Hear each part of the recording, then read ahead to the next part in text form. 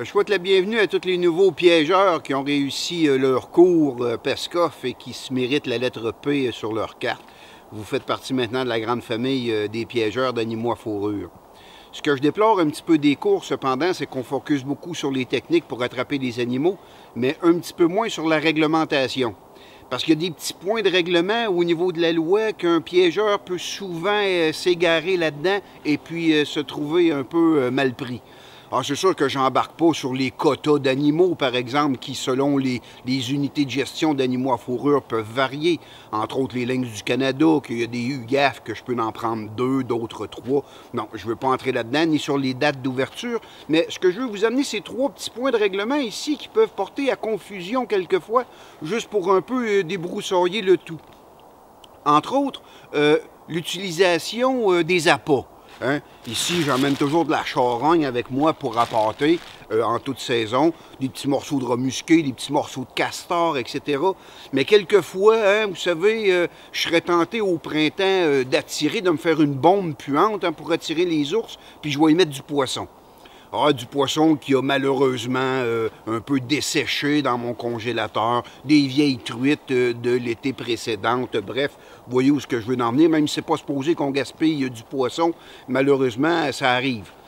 Donc, on ramasse tous nos vieux poissons, puis on part. Ah, d'ailleurs, une anecdote, un de mes amis arrive de la Côte-Nord où ce que le quota de truites mouchetées est de 20 truites, puis finalement, ils ont séché, il y a eu une panne de courant, ils ont dégelé, ils ne pouvaient plus aimer les consommer, il a décidé de les prendre, puis d'aller appâter l'ours.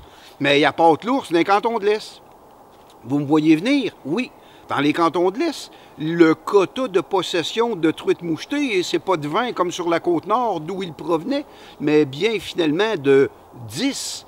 Donc, lorsqu'il s'est fait vérifier par les agents de protection, même s'il allait appâter de l'ours avec des poissons impropres à la consommation, l'agent de la faune l'a verbalisé, lui disant qu'il n'était pas en bonne possession de poissons, qu'il y en avait 10 de trop. Donc, même vous êtes en activité de piégeage, lorsque vous manipulez des poissons, faites attention à la réglementation locale. Autre petit point de règlement, évidemment, c'est concernant les armes à feu.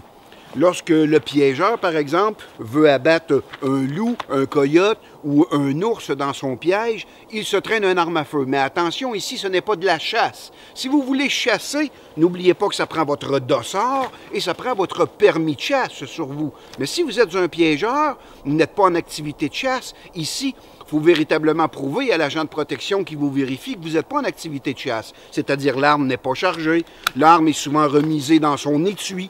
Bref, OK, vous voyez ce que je veux dire? Donc, ici, la litige entre chasser et utiliser une arme pour piéger, c'est un peu différent et il faut faire attention. Et dernier petit point de règlement, du colletage. Hein? Quand on met des collets, par exemple, pour attraper un canidé, coyote, loup, renard, je fais du piégeage. C'est un collet, oui, mais c'est un piège que je pose. Le véritable colletage, c'est avec un petit fil de laiton. C'est pour attraper du lièvre d'Amérique et avec un permis de chasse au petit gibier. Donc ici, si vous voulez mettre un collet pour un canidé, à ce moment-là, il faut suivre notre cours de piégeage. J'espère ici avoir aidé quelques piégeurs qui commencent un peu l'activité à faire attention à certains points de règlement. Bonne activité tout le monde.